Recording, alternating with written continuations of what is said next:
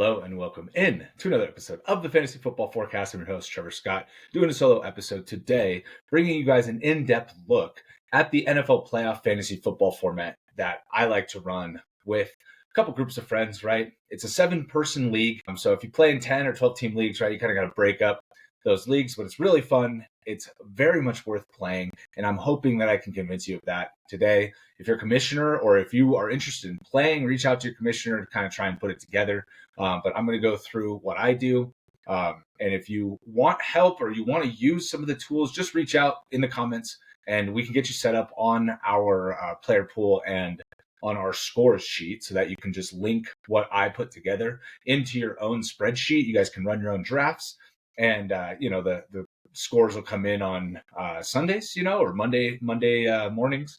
And, you can look and try and figure it out. But it is fun just to have another draft. I really think it's worth it. Get everybody together. You get like an evening draft on that week between week 18 and the start of the playoffs. And so that's kind of my pitch at the beginning to get into this format. So I'm going to share my screen here.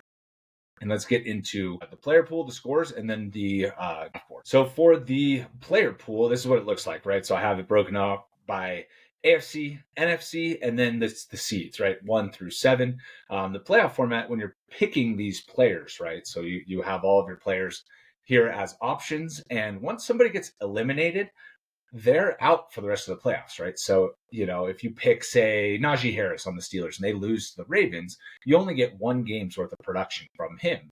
But if you pick, say, Josh Allen from the Bills and they beat the Broncos and then say they play the Ravens next and they beat the Ravens, you would get 3 games from Josh Allen, which obviously makes him significantly more valuable. You play it on a total points basis, right? So you kind of just draft your team. It's draft and hold. There's no moves or anything, just the draft, and then you follow along throughout the playoffs.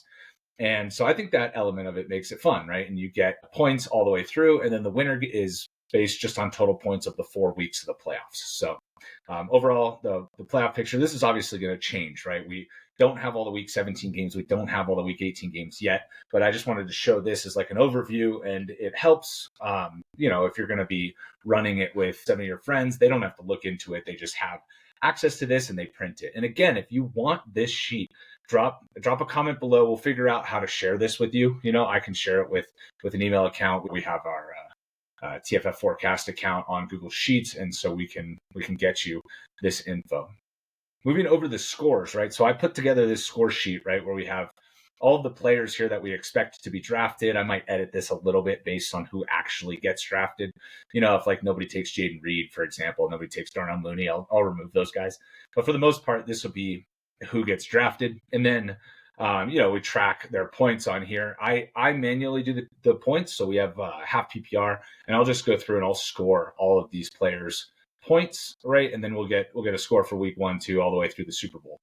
And then down here, right, so I run 3 leagues. And this is where I was saying we can help you, right? I can just add, if you want to run a league, I can just add your league here, and then it'll automatically pull from these scores into your league. And then I'll show you how I pull it into the draft board. And we'll do that we'll post like kind of the Google Sheet formula on how to make that happen. So on each of these, I don't have them filled in yet, but say my week 1 guys, say I have like Lamar and Warren and Montgomery and Sutton and Darnell Mooney or whoever I decide to draft, I'll go and put in here like equals sum, and I'll add up all of the week 1, and then I'll take it to week 2, add all the week 2, add all the week 3, and so on. It's week 4, and I'll do that for all of these cells. It doesn't take a ton of time. It's pretty simple. So if I get access to your board, I can even do it for you if you're interested in doing that. Or you could just do this on your own, right? You can set this up. It doesn't take a ton of time. Player pool, pretty simple to put together. The players themselves, you just kind of copy paste them over, put them in whatever sort of format you want, and then make sure you get the totals summed within this sheet, right? Because if you have the totals get summed into a row like this, you can pull that row from this sheet into another sheet. So basically I have my 3 leagues get all summed here, and then I pull those totals together into the overall sheet. And I'm going to show that sheet now, which we're going to do the first league here, right? So you see league 1, it's got these 7 names here. So this will translate into this draft board here. So we've got the the draft order here. And so you'll go through, it's a snake draft, just as usual. You draft 2 quarterbacks, 2 running backs, 2 receivers, 1 flex, 1 tight end, 1 defense, and 1 kicker. So you just go through, you draft basically just a regular setup, just with a second quarterback. That makes the quarterbacks more valuable. Obviously, you're drafting all the quarterbacks. And that's kind of what dictates the 7 players in a league. You have 7, everybody's drafting 2 quarterbacks, and that's 14 total for the playoffs. So that's why I do 7. If you want to go 6, that's also fine. 2 of the quarterbacks won't get drafted, which, that's not the worst thing. We used to always go 6 before they added a 7th playoff team. But now with the 7th playoff team, we can expand it a little bit. So that's what I would recommend. I would very much recommend 7, but if you want to go 6, that's not a problem at all. The two 7-seed quarterbacks maybe don't get picked, or CJ Stroud maybe doesn't get picked. I think they're going to get bounced early, but that's kind of the strategy of the draft, figuring out when you can strike at quarterback and at these other positions as well. And so I mentioned pulling the string of totals into this spreadsheet. So you can see here I have a formula up here called import range. And then so I have import range with the URL for that player pool in quotes, comma, and then in quotes again, the name of the tab, which was scores on the bottom, right? So down here, it was scores with an exclamation point, and then that 4-cell range from D43 to G, which was those 4. And you just have to put it in this one cell. These aren't going to have anything, but when you put it here, it's going to pull those 4 cells across all 4 of these cells. So then once I put in the scores, I'll have them all totaled on the other page. It'll pull in automatically, and then it pulls right to here automatically. And then I just write a simple sum of these 4 cells. So it's very simple to put together. I know it sounds like a lot, but it really is pretty simple. So if you go in here, and again, if you reach out, we will help you get set up, or I'll help you get set up on the player pool with the scores and stuff. You can pull from that Excel sheet, and you just have to link it, and it automatically does that for you on Google Sheets. When it'll ask you, once you put this formula in, do you want to link them, and you click yes, and that's it, and it puts it all together. And then you don't have to touch it again. You don't have to manually do all this stuff. It's good, just as the points come in, it'll get totaled. I have rank here, so I kind of reorder it based on rank, but you don't even have to do that. It's just whoever has the most points is obviously leading. Whoever has the most points at the end wins. We have a little fun thing where a few of us kind of after the draft rank how we think these teams are. So, we'll go through and just kind of chat about it after, add an element to like how we think everybody did, and then get to see at the end how they actually performed. So that just is something you don't have to do. It's just drums up additional conversation about this. That's the format. It's 2 quarterback, 2 running back, 2 receiver, a flex, tight end, defense, and kicker.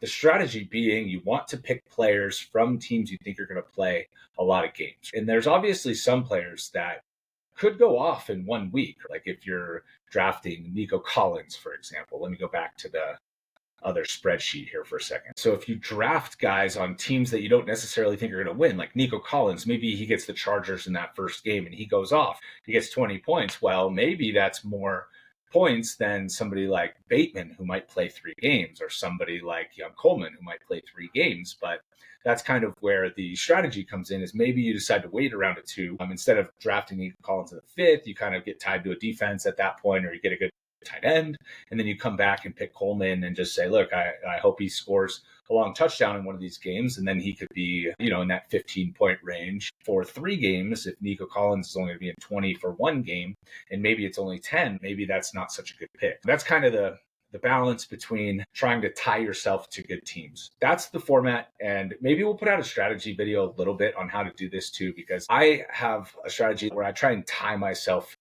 to certain teams, but that doesn't mean drafting every single player from that team. I try and tie myself to 2 AFC and 2 NFC teams, because if you can get a couple teams in each division, that gives you a better opportunity to get one through. The goal is to kind of pick 2 Super Bowl teams. So if you go all in on one AFC team and all in on one NFC team, that could work out.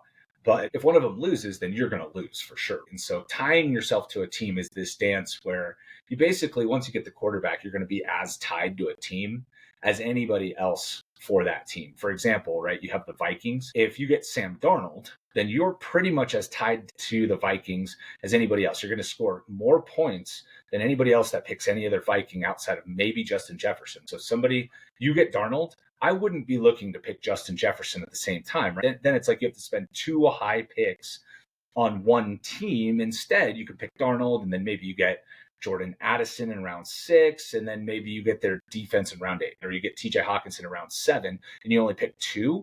And the guy that gets Jefferson maybe ends up with one of the kicker or defense or both, right? So it's Jefferson kicker defense versus Darnold and Hawkinson, that kind of thing. And that guy kind of gets tied to the Vikings too, but you don't want to overexert or overextend on one team, right? You don't want to spending too many of your early picks on one team when you should be trying to diversify. So that's a brief look at the strategy, I think, in my opinion. So maybe we'll do another video about strategies specifically, maybe on Monday, or release it Monday morning after week 18, between week 18 and in the first week of the playoffs there. So we can dive deeper into it. Maybe I'll try and get a draft because we might draft on Monday night, one of the leagues. So we'll try and get one of the drafts maybe in a later video too. So I'm very excited about this. I really like the format.